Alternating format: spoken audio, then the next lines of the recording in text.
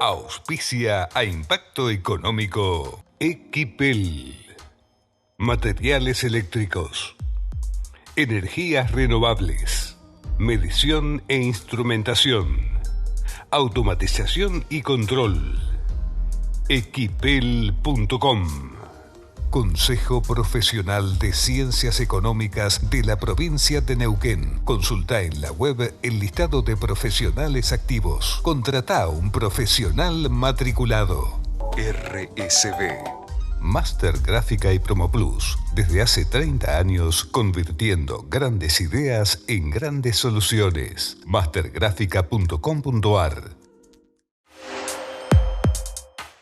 Uno de los grandes problemas a solucionar en nuestro querido país es la cantidad de personas que trabajan en la informalidad. Según datos oficiales, son unos 7 millones de personas entre asalariados y cuentapropistas que no están registrados y además con un sueldo promedio menor a quienes están en blanco. Para abordar el tema, convocamos una opinión muy calificada. Nos acompaña Alejandro Cataldi, es titular de Cataldi Abogados, estudio jurídico que asesora a empresas desde hace unos 37 años. Alejandro, además, es profesor de Derecho de Trabajo y la Seguridad Social en la Facultad de Derecho y Ciencias Sociales de la Universidad del Comahue. Alejandro, un gusto. ¿Cómo estás, Daniel? Un gusto saludarte. Bueno, me gustaría comenzar con un diagnóstico, siguiendo con la lógica de la medicina. ¿Cuáles son los principales problemas que tiene el sector privado para incorporar trabajadores formales?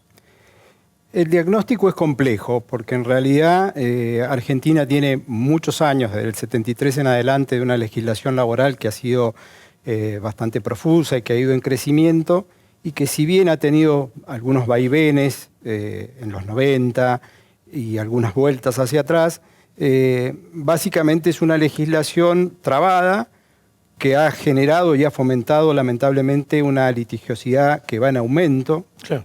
Una de las premisas de todas las reformas, al menos que yo sigo con los años y voy leyendo, es tratar de disminuir la litigiosidad y contrariamente a eso los picos se van incrementando. Un ejemplo de eso, por ejemplo, fue la Ley de Riesgo del Trabajo, claro, que es una ley de los 90, 95, que llegó a tener 5 o 7 inconstitucionalidades. En el medio se cambió, se volvió a regular.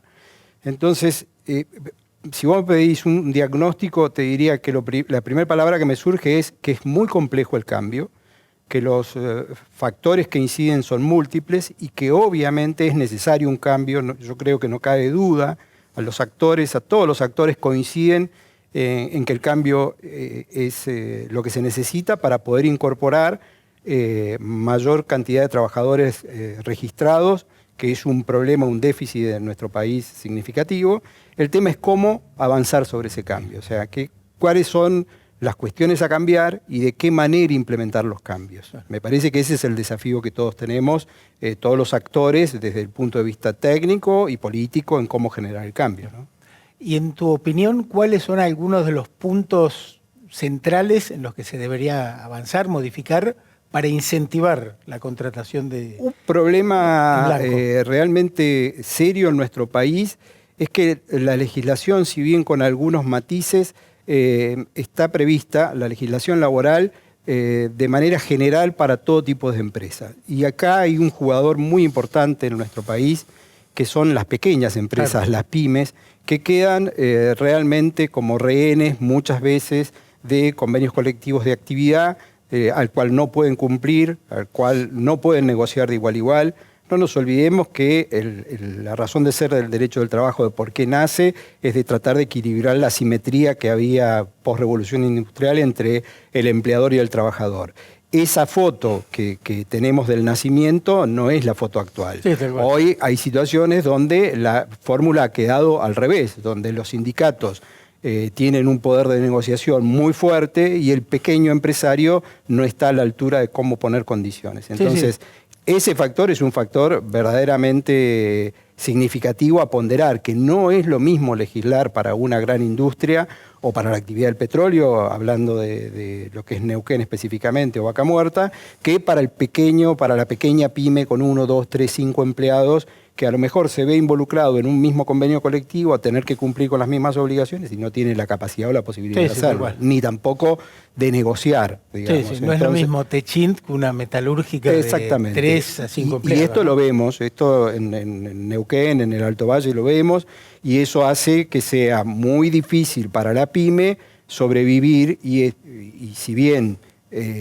a veces intenta no quedar fuera del sistema, termina teniendo trabajadores no registrados o mal registrados o con salarios que a veces no son los convencionales, y eso la expone obviamente a un juicio y a una contingencia económica muy significativa que a veces termina hasta con la vida de la empresa, digamos. Entonces, un primer diagnóstico es: no podemos tratar lo mismo una pequeña empresa que una gran empresa. Claro. En línea con esto que vos planteás, ¿coincidís en la necesidad de pasar de negociaciones colectivas a nivel país a nivel de regiones o incluso de empresa y empleados, digamos? No sé si coincido. Yo lo que sí tengo claro es que Argentina tiene muchos años de negociaciones colectivas por actividad, y que mutar a un modelo de por empresas, si bien en los 90 algo se intentó, no es fácil. Argentina no es Chile, donde el modelo sí está anclado a negociaciones por empresas. Cambiar implicaría cambiar la forma en que la ley de asociaciones profesionales tiene preferenciados los convenios de rama o actividad y llevarlo por empresa, y esto me parece que culturalmente no va a ser tan sencillo. Vos me decís, por región, sí, nosotros tenemos convenio colectivo regional emblemático, que es el convenio 176 de empaque de fruta fresca, y es un convenio que en su momento fue pionero, muy importante. No es lo mismo trabajar en manzana acá que en Mendoza, porque tenemos un convenio para la región.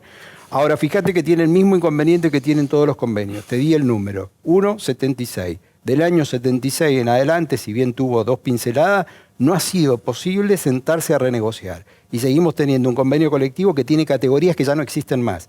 Y hay actividades y categorías nuevas que no están reflejadas en el convenio colectivo. ¿Y por dónde pasaría esa porque la negociación colectiva porque la negociación colectiva verdaderamente es muy compleja.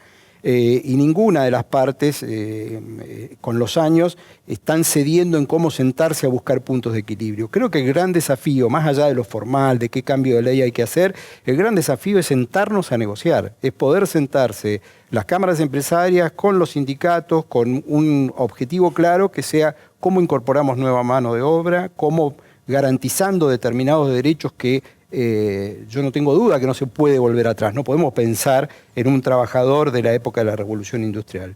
Pero, como recién te dije, tampoco el empleador es el mismo. Tampoco es el empleador aquel con el que se pergeñó la ley en el año 70. No, vos planteabas que hoy es al revés. Y es al revés porque lo que prevalece es la escasez de talento y de personas con ganas de trabajar. Sin duda, sin duda. Entonces, y hoy el mayor poder creo que lo tiene quien está buscando trabajo, ¿no? Cada vez que hacemos estas afirmaciones, el riesgo que tenemos es caer en una generalidad y que después las excepciones vengan y digan, bueno, no, pero no es lo mismo. Hay empleadores que explotan, siguen explotando, hay empleadores que no cumplen con las condiciones. Sí, puede ocurrir, pero son excepciones. Digamos, si tomamos la media y si volvemos a la negociación colectiva, yo creo que el cambio de negociación por empresa no va a ser sencillo y llevaría mucho tiempo, porque es un tema de idiosincrasia del modelo sindical argentino. Pero sí me parece que aún dentro de la estructura del modelo sindical, sentarse a negociar convenios que son del año 70 es algo que no podemos eludir. Y que para eso tienen que estar ambas partes, tanto los sectores empresarios como los sectores de trabajadores, a buscar de manera creativa cómo superar ese estancamiento y cómo generar esos cambios que lo que van a hacer es redundar en beneficio de ambas partes. Sí, porque no nos olvidemos que esto que es muy sensible y dicho así parece simple, estamos hablando de una puja muchas veces económica entre la capacidad muy limitada de un trabajador con un sueldo reducido y de un empresario. Ahora, esa mirada, que parece una mirada clásica, tiene que ser superada. Hoy claramente se necesitan ambos. Claramente necesita el empresario de esa mano de obra calificada, que crezca, y el trabajador de, por supuesto, tener sus derechos y crecer. Yo no soy partidario de cambios de artículos puntuales. En ese sentido, y creo que algo el otro día te comentaba cuando estuvimos hablando, gran parte del problema de las reformas laborales argentinas es que se cree que con modificar 2 artículos o 3 de la Ley de Contrato de Trabajo se van a dar cambios. Y eso no es posible. Primero porque el sistema de la legislación laboral es un todo y está previsto y pergeñado en base a principios que tienen raigambre constitucional desde el 14 bis y que a su vez tienen en los tratados internacionales un ancla. Entonces no es tan fácil generar un cambio y que eso derrame en se va a modificar la legislación. El 14 bis digamos que mucho no ha servido, ¿no? Porque tenemos gente trabajando en la informalidad, sueldos bajos. Sin duda, pero la premisa es que el trabajo gozará de la protección de las leyes y los trabajadores tendrán estos mínimos derechos. Esa es la premisa. Salir de esa premisa sería modificar el artículo, cosa que no veo que haya plafón para ello. Ahora, ¿cuál es la protección que tienen que tener? Es cierto que se ha generado una asimetría donde tenés algunos más protegidos y otros desprotegidos. Claro, sí, porque y con sueldos bajos. Incluso los que están en blanco, ¿no? Exactamente, bueno, ese es parte del problema de no querer ver una realidad, de aferrarnos a estos son los derechos conquistados y no mirar de que en realidad cada vez hay menos penetración al trabajo, no hay crecimiento real de los salarios. Y niveles de pobreza escandalosos. Exacto. Tema de la indemnización por despido, bueno, lo que vos planteabas en cuanto a la litigiosidad laboral, cómo bajar esos costos extremadamente altos que pueden hacer que desaparezca una pyme. Volviendo a esto que te decía de que el problema es creer que con un artículo se modifica todo, de hecho en la actualidad estamos hablando de una próxima reforma que supuestamente hay algunos proyectos en danza y que entraría en tratamiento eventualmente en extraordinarias. Sí. Y nosotros ya tenemos 2 reformas. O sea, ya este gobierno tiene el DNU, más allá de que su entrada en vigencia en este capítulo esté suspendida por una medida cautelar, y después tiene la reforma de la ley base, que replicó parte del DNU, pero no todo. Algunas cosas pasaron y otras cosas quedaron en el tintero. ¿Por qué hago esta referencia? Porque ya se ha venido discutiendo sobre el 245, sobre si se va a limitar o no la indemnización, y eventualmente si vamos a mutar a un sistema muy similar, para simplificarlo, al régimen de la construcción de la libreta del Fondo de Desempleo. Claro. Posibilidad que ya está legislativamente, pero está, como ocurre normalmente en nuestro país por la historia que tiene, está derivado a que las convenciones colectivas así lo acuerden. Y volvemos al problema que recién dijimos. El tema que si no lo acuerdan... Hay que sentarse a discutir eso para que en su momento se había dicho que comercio lo veía con buenos ojos y que eventualmente esto pasaría.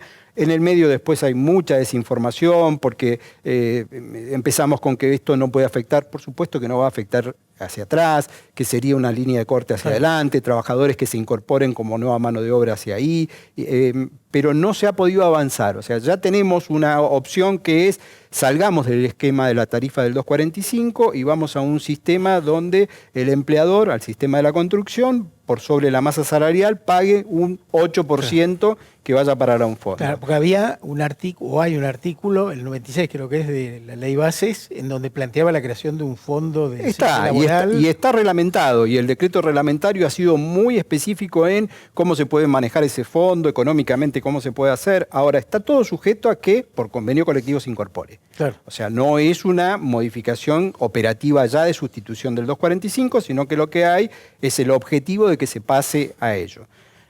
Si no solo nos quedamos en qué alternativas hay de cambio del 245 y vamos a la redacción actual, también hay toda una disputa de cómo calcular ese 245, porque ya también en la reforma legislativa lo que se está procurando es modificar criterios de jurisprudencia. Por ejemplo, la base de cálculo de lo que se denomina la mejor remuneración mensual normal y habitual de los últimos 12 meses es un tema interpretativo. ¿Por qué? Porque hay profusa jurisprudencia que dice que el sueldo anual complementario, más allá de que se paga 2 veces al año, se devenga con el trabajo diario. Entonces, la 12ª parte se debe sumar al mes. La reforma ha pretendido excluir y dice no se tendrá en cuenta ni el SAC ni las bonificaciones. Bueno, vamos a ver qué ocurre con eso, porque también es un tema interpretativo y volvemos a lo del principio. Aumenta la litigiosidad y sin duda que va a aumentar la litigiosidad. Sí, que este año va a ser récord. Sí, vamos a seguir con eso. Si vos me decís hay un cambio sustancial en el régimen indemnizatorio del 245, el cambio sustancial sería mutar a un sistema como el de la construcción o similar. Y esa potestad está. Yo desconozco que algún convenio colectivo esté avanzando en su implementación a futuro. No te quiero decir que no, pero lo desconozco. Al menos en lo que es nuestra región, nadie está hablando de que se vaya a dar ese cambio y pasar al régimen como el de la construcción. Claro. Alejandro, nos quedan temas pendientes, es un tema amplio, así que continuaremos intercambiando ideas sobre la gran necesidad de una reforma laboral, yo siempre planteo, para incluir, ¿no? Cuando gustes, e insisto con el concepto, las reformas van a ser posibles y van a tener un impacto positivo en la medida que se logren de manera consensuada y que se pueda técnicamente sentar a debatir y no queriendo cambiar un artículo de la ley o 2 artículos porque eso genera más juicios y menos soluciones. Sí, tal cual. Todo cambio requiere consensos.